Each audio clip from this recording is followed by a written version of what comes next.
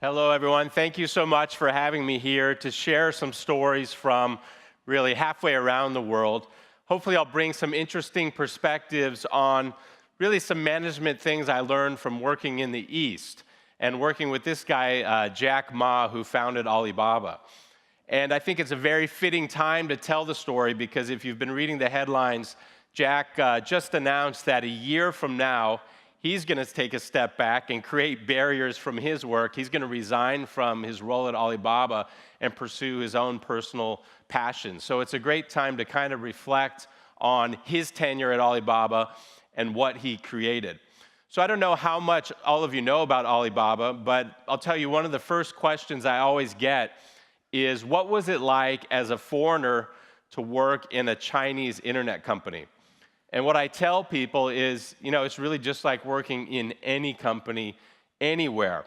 And as proof, I have here a video of a company meeting I attended, which shows you that really Alibaba, it's universal, and our company meetings were just like those in Denmark and the rest of Europe. So if we can go ahead and watch this brief clip, that would be great.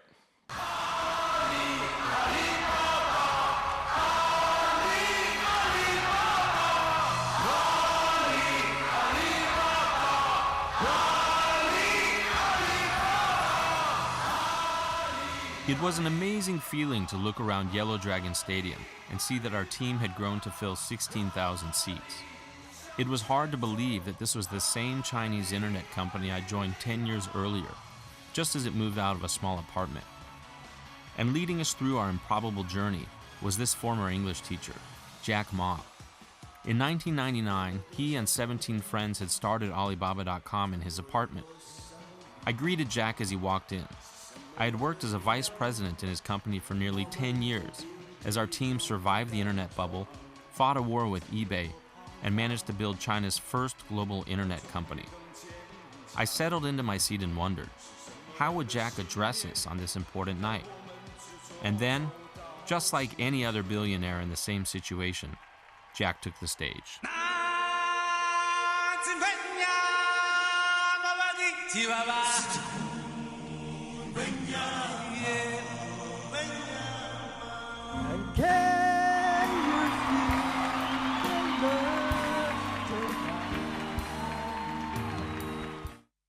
Okay, so just like I said, just like your companies, I'm sure. I don't know if you're applauding me or his singing, but I'll take it. But anyways, if there's anything I hope you take from my talk today is that there are a million ways to be a CEO or a big boss of a huge company, and he has his own way. And by being himself and being authentic, even if some people might think it's a little eccentric, it works for him. And so let me talk a little bit about Jack Ma as a child, because it explains a little bit about the Jack Ma who today runs a company worth over $400 billion and is usually ranked about the 10th largest company in the world. So Jack Ma grew up in Hangzhou, China, and he was born during the Cultural Revolution when China was very much closed off to the world.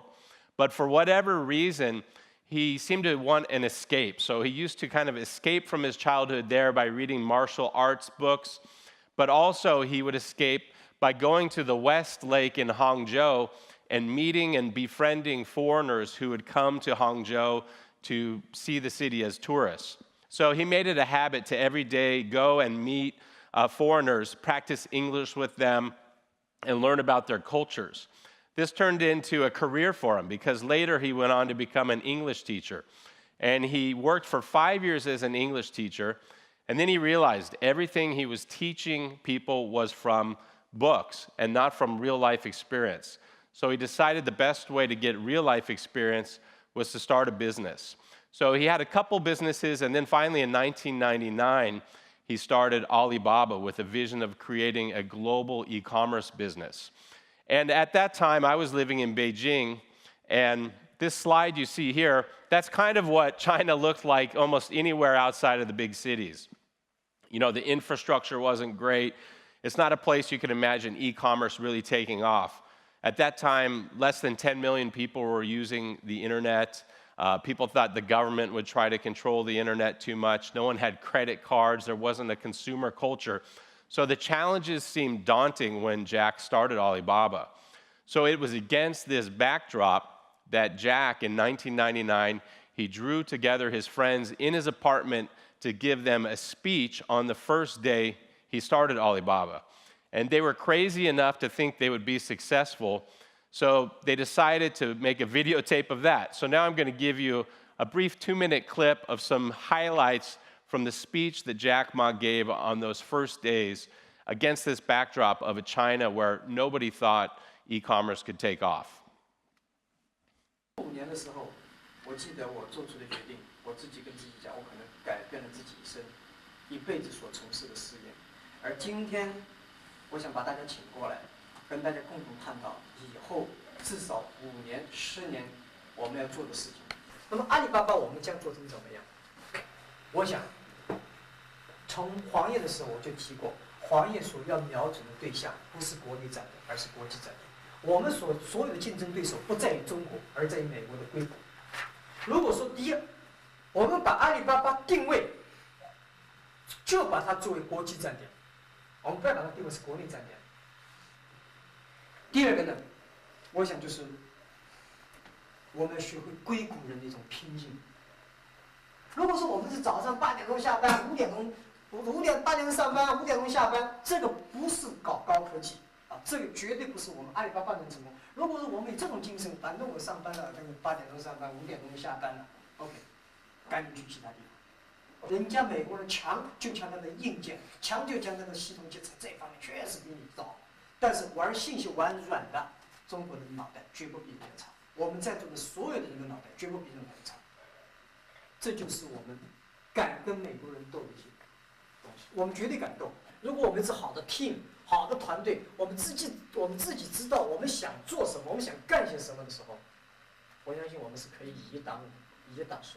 我们能够赢政府机构，我们能够赢其他很多的民营企业、大的这种企业的是什么？凭的是我们的精神、我们的意识、我们的创新概念，以及我们这种拼劲才能去斗。否则的话，跟他们有什么区别呢？谁都知道 ，Internet 是个泡沫。我刚才讲的危机感就是 Internet 这个泡沫现在越来，什么时候破？然后呢，把股票掉了，eBay 股票会涨。那么有一天 eBay 股票涨了以后，可能阿里巴巴社区的股票涨，所以不要担心。我觉得 Internet 这个梦不会破，这个泡沫不会破。我们为后面的3、5年所付出的代价是非常惨重。只有这样的惨重的代价，才会赢得我们未来的取得的成功。那么目标是2002年，阿里巴巴上市。Okay. So those were the goals they came up with in 1999. And you can imagine it's as if someone here in Copenhagen in a small apartment said, you know what, I'm going to build a company bigger than Facebook. Don't worry, Google, we're going to be bigger than Google. I don't even think his co-founders exactly knew what he was talking about if you look at the video. But the point is he had this giant dream. And if you fast forward to today and look at Alibaba where it is now, you know, the one thing that didn't come true in that video was that they didn't have an IPO in 2002, but they did have one in 2014 that was the largest IPO in history.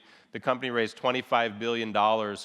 And if you want to understand the scale and the power of what Alibaba created, we hear more about Amazon over here, but if you want to understand what Alibaba created and how it transformed a whole economy, all you have to do is look at Singles Day. So Singles Day is a shopping day that Alibaba invented, and here are a few scenes from it here. And last year on Singles Day, November 11th, the company did $25 billion of sales in 24 hours on their websites, and that's more than the US total sales on Black Friday and Cyber Monday combined. And very interestingly, 90% was done on mobile devices. So Alibaba has taken that, you know, poor infrastructure I showed you in that picture and completely revolutionized not just e-commerce, but commerce in China, to the point that there's a shopping mall in every pocket. And just one example of just how quick things have changed in China, if you look at payment, so here are people buying some little pancakes on the street with a mobile payment. So mobile payment, China is helping China become really the world's first cashless society. Even it's true, like if you're walking on the street in China now, people might come asking for money and they accept mobile payments. Now, I went to this coffee shop a couple years ago thinking, oh, I can't wait to try this boutique coffee. Looks really good. I got close, and it said, sorry, no cash acceptable. They didn't accept cash, didn't accept credit cards, only mobile payments. So imagine if someone asked you to invest in a coffee chain that they're creating here in Europe and said, yeah, our number one principle, we're not accepting cash, not accepting credit cards. I doubt you would invest. But this is where China is now. And even going beyond e-commerce and beyond payments, Alibaba's moving into retail, doing cashierless stores, doing supermarkets where you go in, you choose what you want, and then by the time you get home, it's already waiting for you. And then they're also moving into artificial intelligence with all the data they have, and also just using big data in ways that, for better or for worse, in Europe, you couldn't use it. So I think, on the one hand, you're seeing that the revolution that Jack Ma created has changed China, and it's spreading to other emerging markets. And I do think it's going to be coming more to Europe. And the thing I would say is, if you want to study the past of e-commerce, study the US and Western Europe, to truly understand the future of what's possible, look at China. Because as Jack Ma says, in the West, e-commerce is just the dessert. In China, it's the main course. So that's how he's affected e-commerce. But I think for this audience, something even more interesting will be the leadership lessons I learned. I was sort of a fly on a Chinese wall all those years. I got to see what were the key things that made him successful. So I'm going to share with you a few of the lessons that I learned. So I have in my book 40 lessons, but I'm going to share with you just a few, and they're lessons, business management lessons you wouldn't learn in business school, not the types of things I learned in a US business school, because I want to share with you some ways that Eastern management thought and how Jack Ma has really embraced and incorporated a lot of things into how he runs his business. So first, martial arts. Jack Ma is a huge martial arts fan, and truly, I believe this, through his understanding of martial arts, he was able to help us ward off giant competitors. But let me first show you a video clip of how Jack views himself as a martial artist.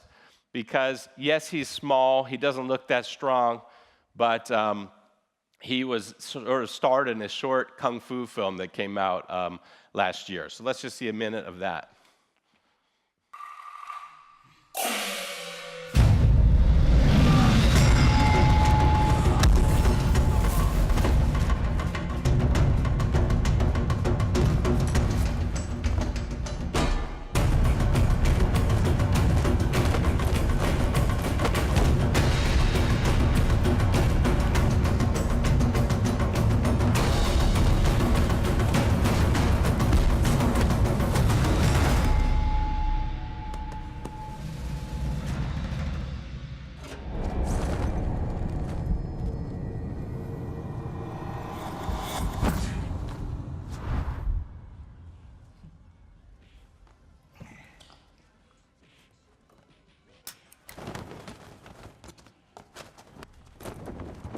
哎，差不多了吧？还打不打？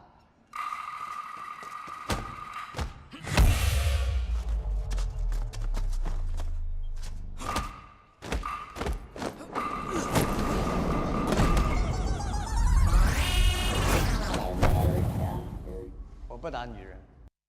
Okay, so once again, your typical CEO. But this is more than just a cute film he starred in. When I was in Alibaba, we were facing a major challenge from eBay, which was coming into China with hundreds of millions of dollars, great technology, and they were coming straight at our business. But oddly enough, Jack Ma, in the face of that, was just as calm as he was in this film. And I'll give you an example of how it worked. Basically, we used our competitors' strength against them. So that's a key martial arts tactic. Now, when I went to business school, we learned the frameworks, we came out, and we all applied these same frameworks. The problem with that is when everyone else you're competing with is doing the same thing, you can easily predict what they're going to do. But our approach with eBay, we saw how much money they're spending on advertising. We saw how much they were going to do to educate the market in China about e-commerce. So we said, let's just piggyback off of that. And we engaged eBay in a very public PR battle, putting pressure all the way in China, talking about how our website was better. The Chinese media got really involved in this, and the more that we wound up this PR machine, the more that we were included in anything that anyone talked about eBay. And we used that same pressure to apply pressure on their Wall Street analysts and journalists covering them in the US to show how we were slowly beating eBay in China. And so we changed the rules of the game, I think in an ethical way, in a legal way, but we did it in a way where Jack said, we know they're stronger than us financially, and with technology, we need to find a creative way to defeat them. So that's one example of sort of martial arts tactics at work. Another lesson I learned from him is a saying that Jack liked to say, which is be as fast as a rabbit, patient as a turtle. So in business today, especially the internet, it's tempting to just move quickly every day. But Jack had a goal of building a company that would last 102 years. So on the one hand, we were focused on execution on a daily level with that kind of urgency, but we also had the patience to know that, look, we're building a 102-year company. Let's not get discouraged by daily setbacks, because this is a long haul to build it. Another one. So in China, a lot of people know that the words for crisis include the characters for danger and opportunity. So here you have danger and opportunity, which are combined to make the word crisis.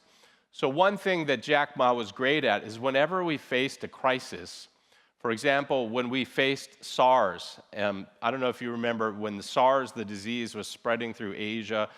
Actually, our company was really affected when one of our colleagues came down with SARS. And it turned out that 400 of us in the company headquarters were quarantined and had to work from home. So we ran the company from our computers in our homes.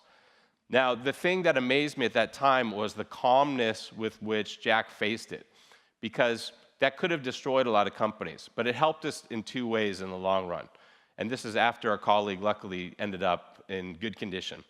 So first, it drew us together as a team. It was a key turning point where we survived that, and so we had this bond of having gone through that together. But second, we realized in an era where people couldn't meet face-to-face to do business, that actually e-commerce was the way for them to actually grow their business. And so it really accelerated e-commerce in China, especially after we partnered with the government to go around and educate small businesses about how to do e-commerce in the SARS era. So again, whether it's the Brexit or trade wars or whatever's going on, every crisis has an opportunity, and to calmly stare it down and face it is really key. And so really the last thing I'm going to talk about is something which here is going to be very abstract, but I'm going to take a chance and try to describe it.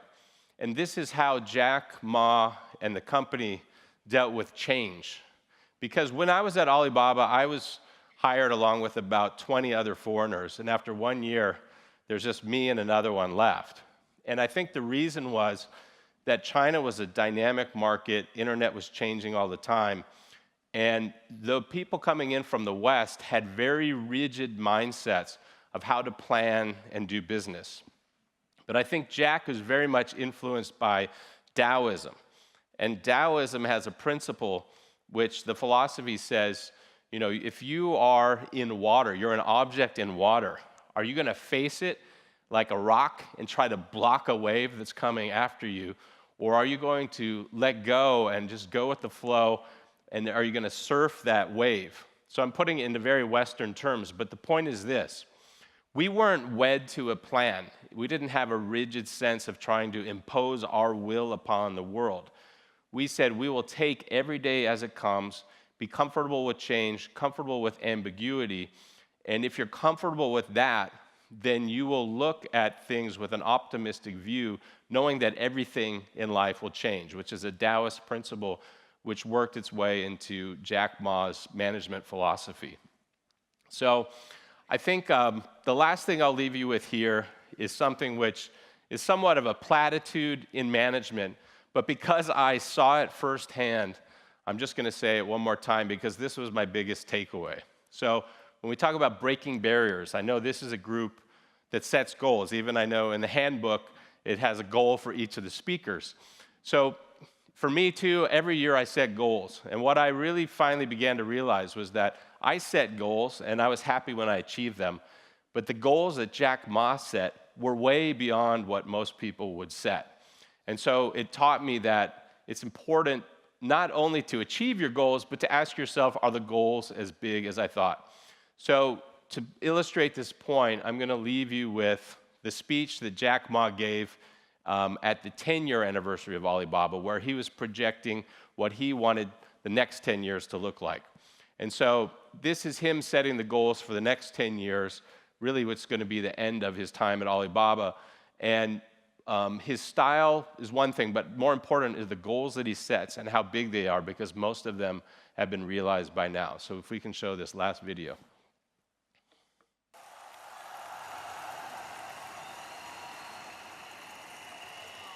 10年以前，在我的家里，我还有其他的17位的同事，刚才的创业者们，我们描绘了一个图。我们认为中国互联网会怎么发展，中国电子商务会怎么发展。我们讲了2个小时，从此就开始走上了这条路。那么，什么让我们活了下来？什么让我们10年以来坚持的走到现在？这些问题我们一直在思考。今天呢，我想在这儿跟所有的阿里人、阿里的亲朋好友分享一下。我认为我们是一个非常幸运的公司。我们幸运生活在这个时代，我们幸运生活在互联网的时代，我们幸运生活在中国。今天我们刚刚开始，后面的路还非常之长。来到阿里巴巴不是为了份工作，是为了个梦想，是为了份事业。让华尔街所有的投资骂我们吧，我们坚持客户第一，员工第二，股东第三。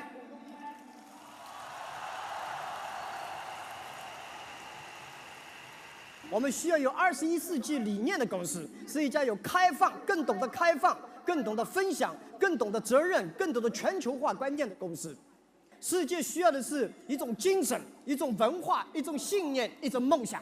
阿里人未来10年坚守我们的信念，坚守我们的文化，坚守我们的梦想。只有梦想、理念、使命、价值体系，才能让我们走得远。今天很残酷，明天更残酷，后天很美好。绝大部分的人死在明天晚上，看不到后天的太阳。阿里人必须看到后天的太阳。世界给了我们这个舞台，全球给了我们这个机会，动用所有的智慧、所有的勇气、一切的努力，去帮助1000万家企业生存、成长和发展，创造1亿就业机会，为10亿人提供真正价廉物美的平台。谢谢大家。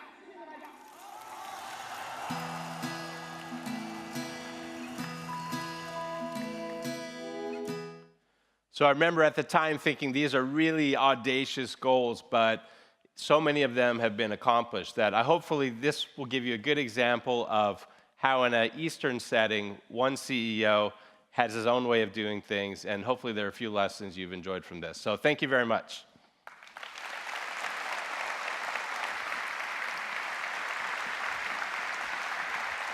Thank you very much, Porter Erisman, for giving us these fascinating insights.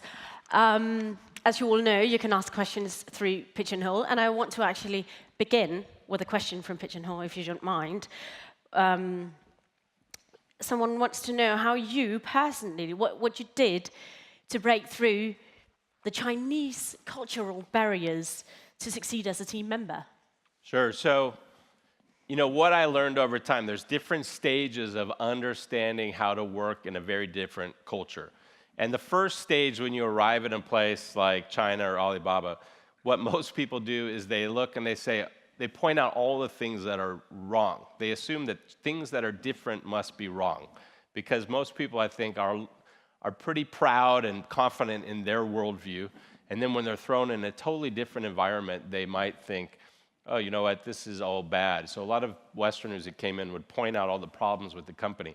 And I would, even myself, I kind of was humbled over time. So I think what the key thing for me was just to let go of that, to just learn, watch, listen, learn, and view things that just with an open mind. And then over time, I found that, yeah, some things that I thought were maybe done better in the US or in the West, actually there's a beauty of how it's done in China. For example, China is so cohesive as a team. It used to drive me a little crazy. We'd go on a company trip and it's just group, everything is group, group, group.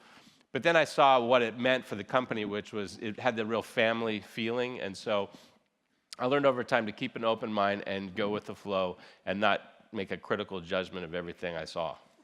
Fantastic. Let's talk about, well, we have another question here that many people would surely like to know the answer to. What should the leaders sitting in the audience today stop doing to be as fast as the rabbit and patient as the turtle? You know, it's so funny because when I come to often Europe, if I'm totally honest, the last time I was in Copenhagen 6 months ago, I spoke at a conference about retail. And the theme of the conference was sort of becoming Armageddon of Amazon.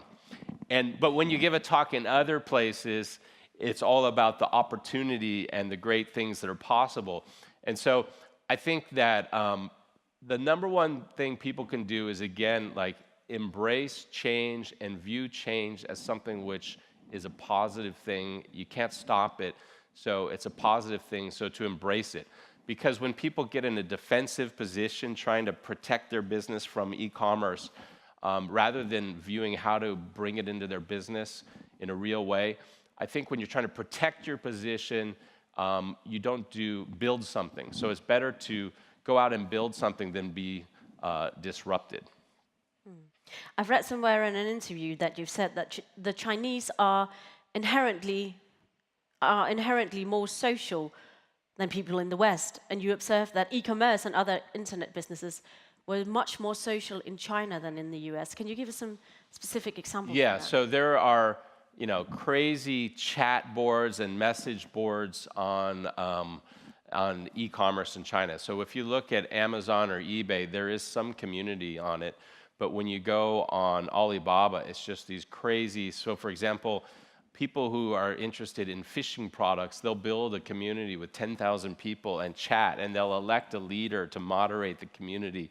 And they'll be in the sort of Taobao, Alibaba website, chatting and sharing things. And so when I look at my groups on Facebook, they're somewhat active. But when I look at my former colleagues on WeChat chatting, it's every day. To me, it's actually too much. It's just posting all the time. But the point is that in a very social culture, the commerce will be that much more social. And so a lot more depends on word of mouth, on referrals, and having sort of key opinion leaders recommend something, because people are listening to their friends and family just as much as an authority.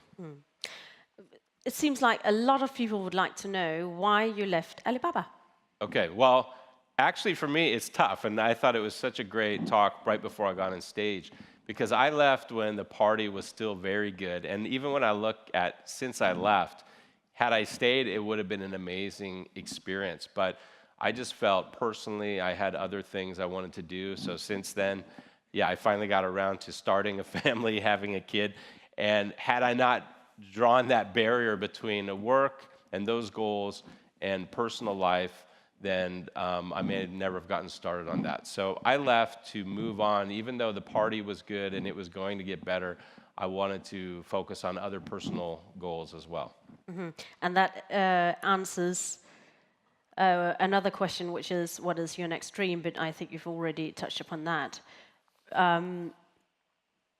So you're also a consultant on emerging markets. So what are the branches in the emerging markets that currently have the most potential? So the interesting thing is, before Alibaba was successful, there was no good case study of an emerging market where e-commerce had taken off. So people assumed it would just follow behind the West, but never sort of overtake it. But China e-commerce has proven that in a market which has a lot of inefficiencies, you can succeed. And once e-commerce takes off, it's even more important to that market than in developed countries. So I would say, looking around the world, the next big sort of battle zone for global e-commerce companies is India. That's a really hot market, a lot of investments going into. Southeast Asia after that. Latin America is starting to pick up. But the very important point for your own business is that this same boom that's happened in China that's allowing Nordic countries to sell into China is going to be also hitting a critical mass in these other emerging markets, and it'll unlock the 6 billion shoppers who were previously really tough to reach before. Yeah, so building on that, someone asks, is the strategy of Alibaba directly applicable to ventures in emerging markets, or are there other factors to be considered? So I think what we learned from the eBay Alibaba battle was that eBay's model didn't work in China, just as Alibaba's business model wouldn't really work in the US or in Western Europe. But what I saw after I left Alibaba is that there was a turning point where people stopped studying Amazon and eBay for their market, and then Alibaba became the model that they were chasing, because Alibaba showed how to solve, number one, the trust issue, which in emerging markets was a major barrier for e-commerce. But then all the other issues that Alibaba solved in China were very applicable to India and Southeast Asia. And regarding Europe, so when do you expect big techs like Alibaba to move into Europe at a significant scale? And what opportunities would that bring? So, I think the big company will come to Europe is Amazon. I think that is a big challenge, even though I said people shouldn't be afraid of it. It is a huge challenge. But I think what people should see with Alibaba, and I have no affiliation with the company, so I'm not trying to sell them, is actually this has unlocked this potential. I don't think Alibaba is going to come and try and go head-to-head with European companies, but what they are doing is going to Europe and saying, we've got these people buying insane amounts of products on our websites, and so companies in Europe should be selling into China, and Alibaba is trying to make it as easy as possible, just even to overcome some of the trade issues, to prove to Europe that, hey, we're here to help you and not to hurt you. Well, there's no doubt everyone will be following this closely over the next few years, and so will you. It has been extremely interesting to listen to you. Thank you so much for being here today. Porter Erisman, everybody. Yeah. Thank you.